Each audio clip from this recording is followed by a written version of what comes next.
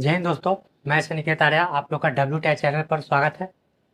आज हम लोग देखेंगे दोस्तों यहाँ पर सिंधु घाटी सभ्यता के कुछ अन्य और बातों का ध्यान देंगे यहाँ पर।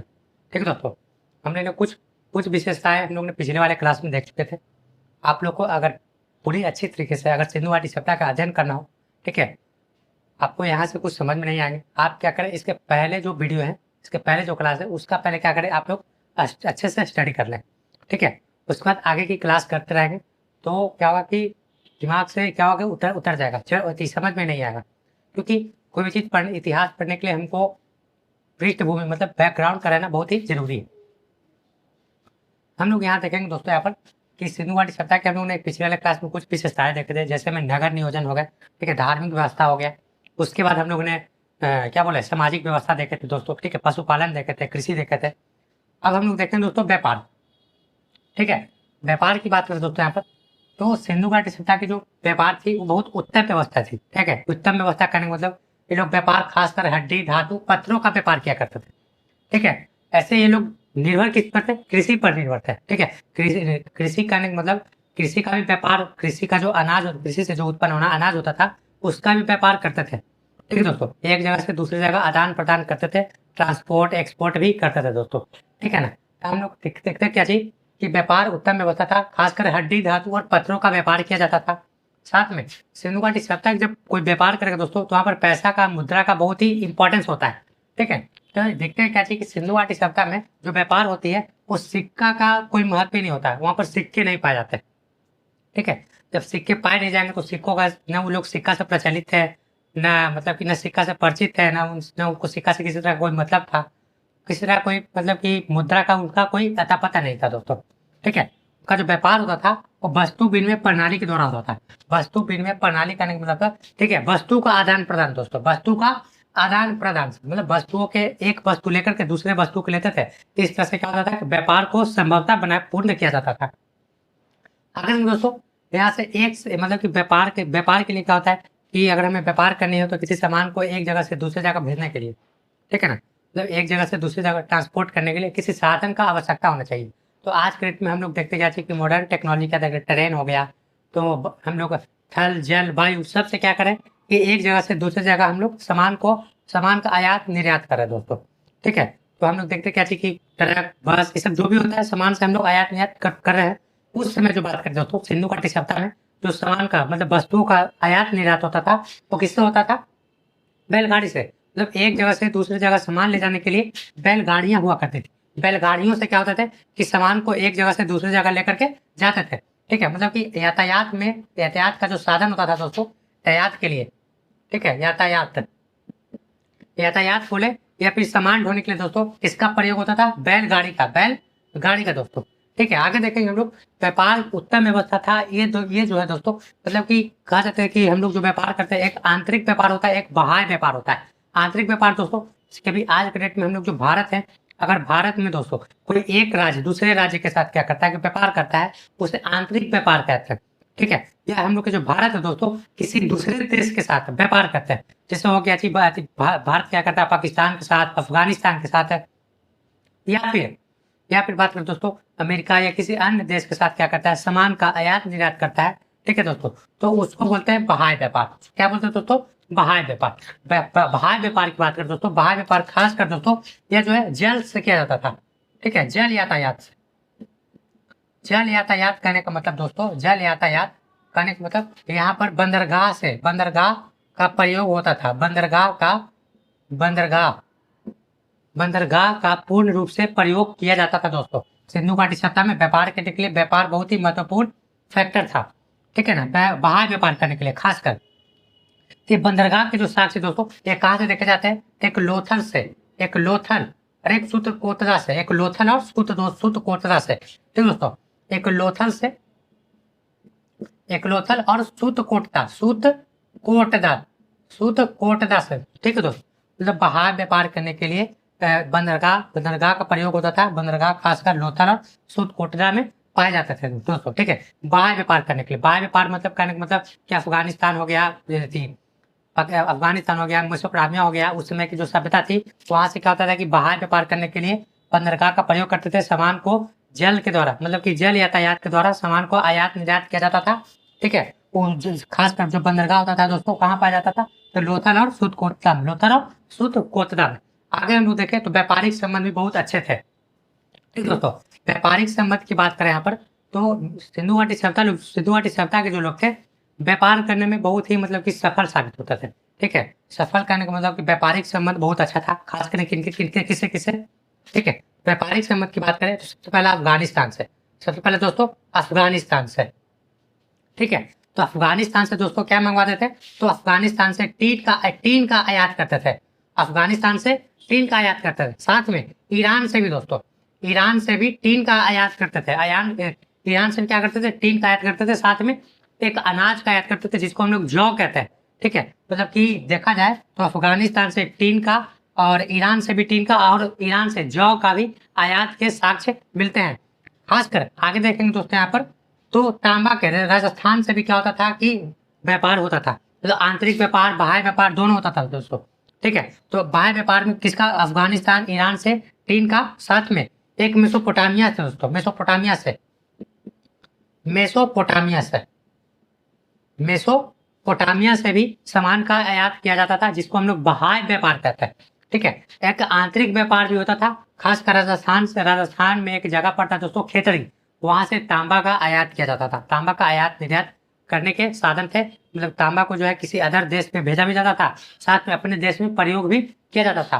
ठीक है, तो तांबा दोस्तों यहाँ पर देखते हैं हम लोग क्या चीज कि राजस्थान के खेतड़ी जिला में पाया जाता है। हम लोग पहले भी क्लास में देखे थे क्या कि सिंधु घाटी सभ्यता जो थी एक कांस्य सभ्यता थी, कांस्य युग की सभ्यता थी। कांस्य का युग कहने का मतलब औजार जो है खास करके कांसा का प्रयोग होते थे। ठीक है, कांसा मतलब कि कांसा में दो तरह के धातु पाए जाते हैं, एक तांबा और टी। तो तांबा दोस्तों हमारे देश राजस्थान के खेतड़ी में ही पाया जाता था, जिसको हम लोग आंतरिक व्यापार भी कहते थे, एक जगह से दूसरी जगह उसको ट्रांसपोर्ट होता था। ठीक है, दूसरा हम लोग देखें तो टीन दोस्तों, टीन जो है अदर कंट्री से मंगाया जाता था, जिसको कौन सा देश है, अफगानिस्तान और ईरान से, खासकर टीन का आयात किया जाता था। साथ में तांबा का निर्यात भी किया जाता था। कुछ संबंध मेसोपोटामिया से भी मिले हैं दोस्तों। मेसोपोटामिया से क्या साक्ष्य मिले दोस्तों, तो मेसोपोटामिया में एक शब्द मिले जिसको बोलते हैं मेलुहा, मेसोपोटामिया की मुहर से दोस्तों। ठीक है, मेसोपोटामिया की जो मुहरें होती थी, मुहर से यहाँ से क्या होता था कि एक शब्द मिले जिसको बोलते हैं मेलुहा। मेलुहा एक शब्द मिले कहाँ से, मेलुहा एक शब्द मिले कहाँ से, मेसोपोटामिया से। मेलुहा का मतलब होता है सिंध, मेलुहा का मतलब क्या होता है दोस्तों, सिंधु दोस्तों। ठीक है, मतलब कि इससे हम लोग कह सकते हैं कि मेसोपोटामिया से भी व्यापारिक संबंध था दोस्तों। ठीक है, इसके साक्ष्य क्या मिले, तो मेलुहा उसके मुहर से क्या मिला है, मेलुहा शब्द के साक्ष्य मिले। मेलुहा का मतलब होता है सिंध। ठीक है दोस्तों, आगे देखें व्यापार में दोस्तों सामान जो खरीद बिक्री होता था उसकी माप तौल के लिए जो न्यूनतम इकाई थी वो 16 की इकाई में थी दोस्तों। मापन इकाई जो थी 16 में, मापन इकाई कैसी थी, 16 मतलब कि बटखारा, जैसे आज में हम लोग यूज करते हैं 1 kg 2 kg बटखारा का, पाउंड का, ठीक है, सेंटीमीटर का, तो उसमें 16 की इकाई थी। 16 की इकाई, उसमें कुछ भाव चित्रात्मक थी, कुछ अता पता नहीं है, बस यहाँ दिखाया क्या थी कि माप तौल की जो इकाई थी 16 की इकाई में प्रचलित थी। आगे हम लोग देखेंगे दोस्तों यहाँ पर राजनीतिक, कुछ राजनीतिक विशेषता पर भी हम लोग प्रकाश डाले तो देखिए क्या चीज, सिंधु घाटी सभ्यता जो थी इसकी राजनीतिक साम्राज्य में दोस्तों एक रूपता थी। एक रूपता कहने का मतलब, ठीक है, केंद्र में सबसे मजबूत शासक वर्ग दोस्तों। ठीक है, शासक वर्ग मतलब कि पूरे सिंधु घाटी सभ्यता को, ठीक है, चलाने के लिए एक जो उसका केंद्रीकरण जो था, प्रशासनिक व्यवस्था बहुत ही मजबूत था। ये जो है एक रूपता से पता चलता दोस्तों।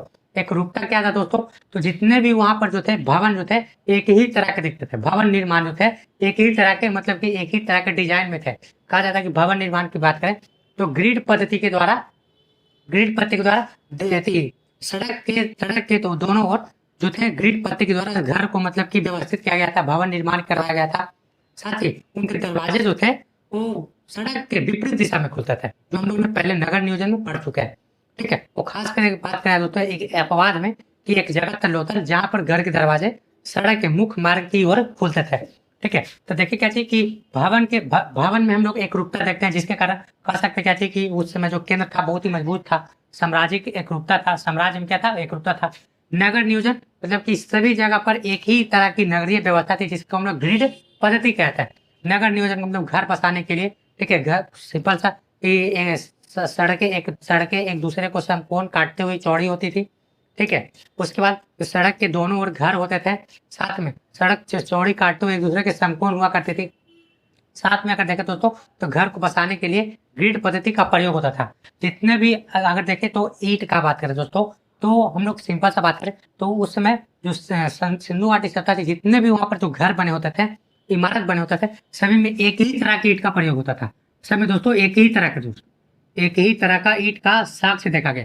मतलब ईंटों में एक रूपता देखा गया, जिसके कारण हम लोग कह सकते हैं इस साम्राज्य में एक रूपता था, राजनीतिक एक रूपता थी दोस्तों। ठीक है। आगे देखेंगे हम लोग शासन व्यवस्था। शासन व्यवस्था देखें तो शासन व्यवस्था कहने का मतलब शासन व्यवस्था दोस्तों कहा जाता है कि सिंधु घाटी सभ्यता की जो शासनिक व्यवस्था थी वो उच्च वर्ग के लोगों में थी, जो लोग दुर्ग के अंदर रहा करते थे। जो लोग दोस्तों कहाँ रहते थे? दुर्ग के अंदर। तो खासकर दुर्ग कहाँ देखा गया? मोहनजोदड़ो में, और कुछ कुछ हड़प्पा में भी देखा गया। तो कह सकते हैं शासन व्यवस्था कहाँ से चला जाता था दोस्तों? सिंधु घाटी सभ्यता का जो शासन व्यवस्था था वो हड़प्पा और मोहनजोदड़ो से चला जाता था। हड़प्पा और मोहनजोदड़ो से, क्योंकि हड़प्पा और मोहनजोदड़ो में दुर्ग के साक्ष्य मिले हैं। दुर्ग क्या होता था कि एक टीला के ऊपर, मतलब कि एक अतिरिक्त उनके रक्षा के लिए दीवार बनाया जाता था, जिसे हम लोग दुर्ग कहते हैं। आगे देखें तो शासक वर्ग, मतलब वहां पर जो शासक वर्ग थे, शासन प्रशासन में जो भाग लेने वाले थे, वो व्यापारिक वर्ग थे दोस्तों। ठीक है। व्यापारिक वर्ग के साथ इसलिए मिलता है क्योंकि व्यापार पर सबसे ज्यादा फोकस किया गया, व्यापार पर सबसे ज्यादा जोर दिया गया। वहां पर किसी तरह का धर्म का बोलबाला नहीं था दोस्तों। पहले वहां स्त्री मूर्तियों के साथ मिले, न मंदिरों के साथ मिले, न पुरोहितों के साथ मिले दोस्तों, न वहां पर किसी योद्धा के साथ मिले। योद्धा के साथ मिले कहने का मतलब वहां तलवार के, न वहां पर तलवार के साथ मिले, तो किसी तरह से युद्ध और क्षत्रिय धर्म का साक्ष्य नहीं मिला दोस्तों। खास कर आप देखें तो व्यापार, कृषि, ये सब पर ज्यादा फोकस किया गया, ज्यादा मतलब कि वहां पर जोर दिया गया, प्रकाश दिया गया। इसलिए हम कह सकते हैं कि जो शासक वर्ग थे वो व्यापारी थे। ठीक है। मतलब व्यापार लोग क्या करते थे कि शासन प्रशासन में भाग लिया करते थे। साथ में जो वहां पर राजनीतिक व्यवस्था थी, साम्राज्यिक एकरूपता में देखा गया क्या थी कि जो केंद्र से साम्राज्य का नियंत्रण हो रहा था, वो केंद्र बहुत ही मजबूत था दोस्तों। मजबूत होने के कारण हम लोग साम्राज्य एकरूपता में देखे क्या चीज? भवन निर्माण, ठीक है, नगर नियोजन, उस पर ईंटों में एकरूपता के कारण हम लोग कह सकते हैं कि राजनीतिक एकरूपता थी, केंद्र बहुत ही मजबूत था दोस्तों। आप लोग इसका स्क्रीनशॉट लेंगे, फिर हम लोग कुछ और अन्य बातों को हम लोग ध्यान देंगे। आज दोस्तों हम लोग कुछ और अन्य विशेषताओं के बारे में हम लोग देखें, तो हम लोग आज आप देखें हम थोड़ा सा विज्ञान प्रौद्योगिकी के बारे में। ठीक है। देखें तो सिंधु घाटी सभ्यता की जो विज्ञान प्रौद्योगिकी थी, तो विज्ञान प्रौद्योगिकी मतलब साइंस और टेक्नोलॉजी में उन लोग का क्या योगदान था? ठीक है। तो कुछ योगदान रहा होगा, देखेंगे हम लोग कुछ पॉइंट को, तो कुछ हम लोग को सीखने के लिए मिल सकता है। ठीक है।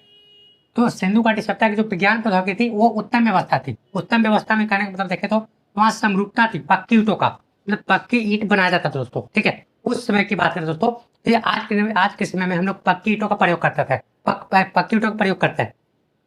तो इसी तरह की ईंटों का प्रयोग उस समय भी देखा गया, मतलब कि उन लोग में इतना नॉलेज था कि किस तरह से पक्की ईंटों का तैयार किया जा सकता,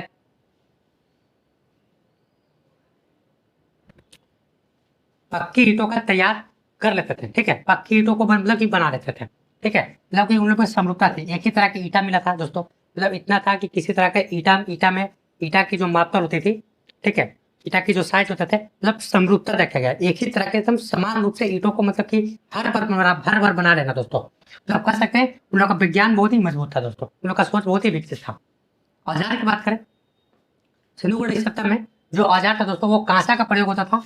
कांसा कांसा हम लोग का कांसा में क्या होता है कि इसमें कांसा एक तरह का मिश्र धातु है। कांसा दोस्तों क्या है? एक मिश्र धातु। मिश्र धातु की बात करें, इसमें दो धातु है दोस्तों, एक तांबा और टीन। हम लोग कह सकते हैं कि उन लोग का धातु कर्म बहुत अच्छा होगा, धातु कर्म का ज्ञान दोस्तों बहुत ही अच्छा होगा। जब धातु कर्म में उन लोग का विज्ञान बहुत आगे होगा। ठीक है। इस कारण से कहा गया कि दो धातु को मिला करके एक मिश्र धातु का निर्माण किया, जिसका नाम है कांसा। ठीक है। हम लोग कह सकते हैं कि धातु कर्म का अच्छा ज्ञान हो सकता है। ठीक है ना। आगे देखें तो बड़े बड़े भवन दोस्तों, मतलब सिंधु घाटी सभ्यता में हर एक स्थल से बड़े बड़े, मतलब कि कई स्थलों से बड़े बड़े भवनों के साक्ष्य मिले। ठीक है। तो बड़े भवन के साक्ष्य मिले हैं, उस समय बड़े भवन बना पाना उन लोग में सोच विकसित होगी दोस्तों। मतलब राजमिस्त्री और राज मजदूरा के जो ज्ञान थे वो लोग के उत्तम व्यवस्था में थे। ठीक है। मतलब कि राजमिस्त्री का अच्छा ज्ञान होगा। साथ में हम लोग देखें तो एक कांसे की नृत्य करती, मतलब कि उसमें जो धातु प्रयोग होता था कांसे का होता था, तक कांसे की नृत्य करती हुई एक मूर्ति के साक्ष्य मिले। ठीक है, कांसे की नृत्य करते हुए एक मूर्ति के साक्ष्य मिले अर्धनग्न। सिंपल से उसको नग्न नहीं बोलेंगे, कांसे की एक नृत्य करती मूर्ति के साक्ष्य मिले दोस्तों कहाँ से, ठीक है, मोहनजोदड़ो से मिले। उसको वैक्सो टेक्निक कहते हैं। उस विज्ञान को मतलब उस मूर्ति को बनाने की जो टेक्निक थी दोस्तों, उसे वैक्सो टेक्निक कहते हैं। क्वेश्चन याद रखेंगे, क्वेश्चन पूछा था दोस्तों और दोस्तों कि कांसे की नृत्य करते हुए एक नग्न मूर्ति के साक्ष्य मिले हैं। ठीक है, उसे हम लोग उस तकनीक को मतलब जिस जिस तरीका से उसे बनाया गया होगा उस तकनीक को, उस तरीका को वैक्सो टेक्निक कहता है। मतलब उन लोगों में इतना मतलब कि विज्ञान मतलब कि डेवलप था कि एक कांसे को मतलब कि कटिंग करके मतलब कि काट कूट करके क्या किए, एक नृत्य करते हुए मूर्ति का निर्माण किए। साथ में दोस्तों उसमें नाव के साक्ष्य मिले। मतलब नाव दोस्तों देखा गया कि नाव का प्रयोग जो है सामान को एक जगह से दूसरी जगह ले जाने के कार्य किए जाते थे। ठीक है, तो नाव वो लोग बनाने के भी मतलब कि इतने मतलब कि आपस में मतलब कि विकसित हो चुके थे, माइंड विकसित हो चुका था कि लोग नाव बना लेते थे। ठीक है, नाव बनाकर उसका प्रयोग कर लेते थे। ठीक है दोस्तों, आगे हम लोग देखेंगे कुछ और अन्य बातें। फैशन की बात करें तो सिंधु घाटी सभ्यता में सिंधु घाटी सभ्यता के लोग फैशन में भी सजग थे, मतलब फैशन पर भी जोर देते थे दोस्तों। इसका साक्ष्य खास करके चुनहुदड़ों से मिलता है। कहाँ से दोस्तों? चुनहुदड़ों से। चुनहुदड़ों से फैशन के साक्ष्य मिलते हैं। लिपस्टिक, कंघी, पाउडर सब जितने हैं दोस्तों। ठीक है, तो खासकर लिपस्टिक की बात करें, लिपस्टिक से चुनहुदड़ों के साक्ष्य मिले। जो क्या है, एक फैशन का एक क्या है कि एक स्वरूप है, फैशन का एक पार्ट है जिसको हम लोग बोलते हैं कि लिपस्टिक के साथ साक्ष्य मिले चुनहुदड़ों से। ठीक है दोस्तों, तो खासकर दोस्तों फैशन के रूप में दोस्तों लोग क्या करते थे कि सोने गहने का ही प्रयोग करते थे। गहने में खास करके तो हड्डियों का प्रयोग करते थे, तांबों का प्रयोग करते थे, साथ में सोना का भी प्रयोग किया करता था दोस्तों। इसलिए उन लोग कह सकते हैं कि सिंधु घाटी सभ्यता के लोग फैशन में सजग थे, फैशन से लोग परिचित थे, लोग फैशन किया करते थे दोस्तों। ठीक है, आगे देखेंगे हम लोग तो वहां से मृत भांड के साक्ष्य मिले। सिंधु घाटी सभ्यता से मृत भांड का मतलब होता है दोस्तों मटका, मनका या मटका बोलता है दोस्तों। मृत भांड का मतलब क्या होता है?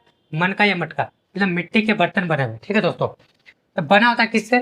लाल मिट्टी से दोस्तों। उस समय कह सकते हैं कि विज्ञान में दोस्तों वो लोग इतना थे आगे कि मिट्टी के बर्तन बना लिया करते थे। ठीक है, लोगों का मतलब कि वैज्ञानिक तौर पे दिमाग विकसित हो चुका था कि मिट्टी से क्या करते थे, लाल मिट्टी से बर्तन बनाते थे, खासकर मनका बनाते थे जिसको हम लोग मृत भांड कहते हैं। साथ में उस पर पेंटिंग भी कर लेते थे, उस पर मतलब चित्र भी बना लेते थे। ठीक है, जो किस रंग का होता था? काले रंग का। ठीक है दोस्तों, यहाँ पर से हम लोग याद रखेंगे, क्वेश्चन पूछा जाता था कि सिंधु घाटी सभ्यता के लोग जो थे मृद भांड का प्रयोग करते थे। किस मिट्टी के बने होते हैं? तो लाल मिट्टी के बने होते हैं। किस मिट्टी के दोस्तों? लाल मिट्टी के। उस पर जो कलर किया जाता था किससे किया जाता था? तो काले रंग से। किससे दोस्तों? काले रंग से। आगे सबसे एक इंपॉर्टेंट बात हम लोग देखें दोस्तों कि सिंधु घाटी सभ्यता की जो लिपि थी वो भाव चित्रात्मक थी। लिपि की बात करें, अक्सर एग्जाम में पूछा जाता है कि लिपि कैसी थी? भाव चित्रात्मक करने का मतलब कि चित्र के द्वारा भाव प्रकट करना, चित्र के द्वारा दोस्तों भाव प्रकट करना। ठीक है, वैसे ही उस समय की लिपि थी, लेकिन लोग समझ नहीं पाते थे। हम लोग के जो पूर्वज थे जिसका सिंधु घाटी सभ्यता का खोज किए, वो लोग अच्छे से समझ नहीं पाते थे। ठीक है, इसलिए उस लिपि को भाव चित्रात्मक लिपि का नाम दिए, क्योंकि उसको ऐसा चित्र बनाया जाता था। ठीक है, तो भाव प्रकट करता था उस समय का रीति रिवाज, संस्कृति कैसा हुआ करता था। ठीक है, आगे हम लोग देखें दोस्तों तो जो लिपि होती थी वो पंक्तिबद्ध लिपि होती थी। इस तरह से दोस्तों, इस तरह से पंक्तिबद्ध लिपि होती थी। साथ में बाएं से दाएं लिखा जाता था, बाएं से दाएं, जो आज के डेट में हम लोग का जो रोमन स्क्रिप्ट होता है उसी तरह का उस समय जो भाव चित्रात्मक लिपि थी वैसी ही लिखी जाती थी दोस्तों। ठीक है, आप लोग इसका भी स्क्रीनशॉट लेंगे, फिर हम लोग कुछ और अन्य बातों को हम लोग ध्यान देंगे दोस्तों। ठीक है,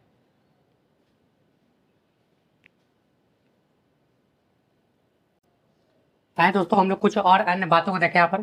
तो सिंधु घाटी सभ्यता के कुछ प्रमुख स्थल एवं साक्ष्य। ठीक है दोस्तों, तो हम लोग ने पहले भी क्लास में हम लोग ने कुछ पढ़ चुका था कि सिंधु घाटी सभ्यता के कुछ प्रमुख स्थल जो है कितने? 7 हैं। ठीक है, इन्हें हम लोग परिपक्व भी कह सकते हैं, परिपक्व स्थल। ठीक है, परिपक्व कहने का मतलब पूरी तरह से विकसित थे दोस्तों। सिंधु घाटी सभ्यता में कुल 7 ऐसे स्थल थे जो पूरी तरह से विकसित थे। परिपक्व बोले या फिर विकसित बोले, सबका मतलब दोस्तों एक होता है, परिपक्व बोले या विकसित। टोटल कितने थे? 7 थे। ठीक है, साथ में हम लोग बात करें तो सिंधु घाटी सभ्यता का जो खोजा जाने वाला स्थल है उसकी संख्या कुल 1500 थी। खोजा जाने वाला स्थल 1500 स्थल, कुल स्थलों की संख्या 1500 थी। ठीक है। लेकिन उसमें से दोस्तों कुछ एकदम सबसे परिपूर्ण नगरीय जो व्यवस्था थी वो 7 स्थलों से देखा गया दोस्तों, ठीक है ना। 7 स्थल जिसको हम लोग परिपक्व या विकसित स्थल भी कह सकते हैं। ऐसे हम लोग 7 देख रहे हैं, हम लोग 9 पढ़ेंगे दोस्तों, कुछ 2 और भारत के अंदर भी पढ़ेंगे जिसके बारे में जो क्या एग्जाम के लिए बहुत ही इंपॉर्टेंट है, ठीक है। हम लोग देख रहे हैं क्या, सबसे पहले देखेंगे हम लोग हड़प्पा के बारे में दोस्तों। सबसे पहले क्या है दोस्तों, हड़प्पा की बात करें, ठीक है। हड़प्पा दोस्तों यह खोजा जाने वाला सबसे पहला स्थल है, ठीक है। खोजा जाने वाला सबसे पहला स्थल है, सबसे पहला स्थल, सबसे पहला स्थल, ठीक दोस्तों। मतलब सिंधु घाटी सभ्यता का सबसे सिंधु घाटी सभ्यता का खोजा जाने वाला सबसे पहला स्थल कौन है दोस्तों, हड़प्पा, ठीक है। मतलब बात करें यहाँ पर इसी के कारण क्या होता है कि हड़प्पा सिंधु घाटी सभ्यता को हड़प्पा सभ्यता के नाम से भी जानते हैं, क्योंकि यह सबसे पहले खोजा गया दोस्तों, ठीक है। और ये सबसे पहला सभ्यता है, सबसे पहला स्थल है जो पूरी तरह से परिपूर्ण परिपक्व है दोस्तों, ठीक है। देखेंगे यहाँ पर खोज कौन करता है, तो एक व्यक्ति है दयाराम साहनी, दयाराम साहनी जो एक भारतीय है दोस्तों। दयाराम साहनी कब खोजते हैं कि 1981 ईस्वी में, मतलब कह सकते हैं कि हड़प्पा जो स्थल था, ठीक है, इसकी खोज कौन करता है दोस्तों, दयाराम साहनी करते हैं 1921 ईस्वी में। और ये सबसे पहला खोजा जाने वाला सिंधु घाटी सभ्यता का स्थल है, इसलिए इसको हड़प्पा सभ्यता भी कहते हैं। आगे देखेंगे इसके जो नदी है दोस्तों, सिंधु जो हड़प्पा जो है किस नदी के किनारे अवस्थित है, तो पाकिस्तान में एक नदी है दोस्तों, तो भारत पाकिस्तान में होकर जाती है, ठीक है, रावी नदी दोस्तों, ठीक है। हड़प्पा किस नदी के किनारे, क्वेश्चन एग्जाम में पूछता है हड़प्पा किस नदी के किनारे स्थित है, तो रावी नदी के किनारे, ठीक है। रावी नदी जिसको हम आगे हम लोग पढ़ेंगे दोस्तों, इसको संस्कृत भाषा में पारूसनी भी कहते हैं। रावी नदी को हम लोग क्या कहते हैं, पारूसनी भी कहते हैं दोस्तों, ठीक है। तो सिंधु घाटी सभ्यता का जो प्रमुख स्थल है, तो सबसे पहला खोजा जाने वाला स्थल हड़प्पा, तो कहाँ खोजा गया दोस्तों सबसे पहले, तो पाकिस्तान में। इसकी खुदाई सबसे पहले कहाँ की गई, पाकिस्तान में कर सकते दोस्तों। पाकिस्तान में एक जगह दोस्तों इसको बोलते हैं मोटंग गोमरी, ठीक है, इसको मोट गोमरी इसको कहते हैं उसको, ठीक है। जैसे हड़प्पा जो है पाकिस्तान कहाँ पड़ता है, मोंट गोमरी में पड़ता है दोस्तों। इसमें देखेंगे कुछ प्रमुख साक्ष्य देखेंगे दोस्तों। प्रमुख साक्ष्य बात करें तो श्रमिक निवास मिले, श्रमिक मतलब मजदूर निवास कर रहे थे वैसा स्थल मिला दोस्तों। श्रमिक निवास मतलब श्रम करने वाले जिसको हम लोग मजदूर कहते हैं, मतलब मजदूरों के आश्रम मिले, ठीक, उसको हम लोग सेठ भाषा में शुद्ध हिंदी में श्रमिक निवास कहेंगे। आगे देखेंगे तो 837 कब्रिस्तान मिले दोस्तों, 837 कब्रिस्तान के भी साक्ष्य मिले दोस्तों। एग्जाम में इंपॉर्टेंट है, भी है दोस्तों, वेरी वेरी इंपॉर्टेंट है। जो क्या करता है एग्जाम में पूछता है कि 837 कब्रिस्तान के साक्ष्य कहाँ से मिले, तो हड़प्पा से मिले, ठीक है। आगे देखेंगे तो 16 भट्टी की पंक्ति दोस्तों एक साथ मिली है, 16 भट्टियों की जो पंक्ति है वो एक साथ मिली है हड़प्पा से। आगे हम लोग देखें तो एक शंख का बना बैल का साक्ष्य मिला है, शंख का बना बैल के साक्ष्य मिले हैं, ठीक है। एक पंक्ति में 6 अन्नागार, मतलब कि एक पंक्ति में दोस्तों 6 अन्नागार के साक्ष्य मिले। कहा जाता है कि सबसे देखिए अन्नागार के साक्ष्य यहाँ मिले, लेकिन एक विशाल अन्नागार के जो साक्ष्य है वो मोहनजोदड़ो से मिला है। आगे देखेंगे यहाँ पर तो सब यहाँ पर मतलब कि हड़प्पा में दोस्तों जब किसी की मृत्यु होती थी तो यहाँ पर सब को दफनाया जाता था दोस्तों, ठीक है। लेकिन जब मोहनजोदड़ो में देखेंगे तो सब को क्या किया जाता है कि जलाया जाता था, इसलिए उसे मृतकों का टीला भी कहते हैं। एक ठेठ भाषा में मोहनजोदड़ो को एक अन्य नाम भी जानते हैं जिसको हम लोग मृतकों का टीला भी कहते हैं दोस्तों। हम लोग एक और स्थल को याद रखेंगे, लोथल, जहाँ पर सबको दफनाया भी जाता था और सबको जलाया भी जाता था, ठीक है। कहीं पर सबको अकेले भी दफनाया गया, कहीं पर सबको अकेले जलाया भी जाता था। लेकिन वहां पर एक और साक्ष्य मिला है, युग में सब दफन के साक्ष्य मिले, मतलब महिला और पुरुष एक साथ दफन हुए ऐसे लोथल में साक्ष्य मिले दोस्तों, ठीक है। उसे हम लोग युग में दफन भी कहते हैं। तो सब दफनाने के जो साक्ष्य है वो हड़प्पा से मिला है। साथ में एक धोती पहने मूर्ति के भी साक्ष्य मिले, धोती पहने मूर्ति के भी साक्ष्य मिले। हम लोग फिर से एक और साक्ष्य को देखें तो सिंधु घाटी सभ्यता से जो प्रमुख साक्ष्य मिले, सबसे पहला श्रमिक निवास। श्रमिक निवास कहने का मतलब जिसको लोग मजदूरों का आश्रम भी कह सकते हैं। मजदूर उसमें क्या करते थे कि आराम विश्राम किया करते थे। साथ में 837 कब्र के साक्ष्य मिले, कब्रिस्तान मतलब कब्रिस्तान का जो एक नाम था उसको 837 कहते हैं। 837 कब्र के साक्ष्य मिले। 16 भट्टी एक साथ पंक्ति में थे, ठीक है। ईट पकाने वाले जगह को क्या कहते हैं, भट्टी कहते हैं। मतलब कि जो ईट पकाने वाले जो यंत्र होते हैं उसे भट्टी कहते हैं। मतलब 16 भट्टी एक साथ मतलब कि मिट्टी के बने हुए उसके साक्ष्य मिले। साथ में शंख का बना बैल का साक्ष्य मिले दोस्तों। सोचिए शंख का बना बैल, तो उसमें विज्ञान प्रौद्योगिकी कितनी उत्तम व्यवस्था में होगी, ठीक है। आगे देखेंगे तो एक पंक्ति में 6 अन्नागार के साक्ष्य मिले, 6 अन्नागार के साक्ष्य प्रमाण मिले। लेकिन ये देखेंगे कि जो विशाल अन्नागार है वो खासकर कहाँ मिलते हैं, जोधड़ों में मिलता है। हड़प्पा में कोई जब जब किसी की मृत्यु होती थी तो सबको दफनाया जाता था। हड़प्पा में जब किसी की मृत्यु होती थी दोस्तों तो सबको दफनाया जाता था, मोहनजोदड़ो में सबको जलाया जाता था, लोथल में दोनों काम किया जाता था। धोती पहने धोती पहने मूर्ति के भी साक्ष्य मिले, धोती पहने मूर्ति के भी साक्ष्य मिले दोस्तों। ठीक है, हम लोग देखें आप तो टोटल 7 प्रमुख स्थल है जिसमें आज हम लोग देखें सबसे परिपक्व स्थल हड़प्पा, इसकी जो क्या है कि सिंधु घाटी सभ्यता का सबसे प्रमुख और सबसे पहला खोजा जाने वाला स्थल है।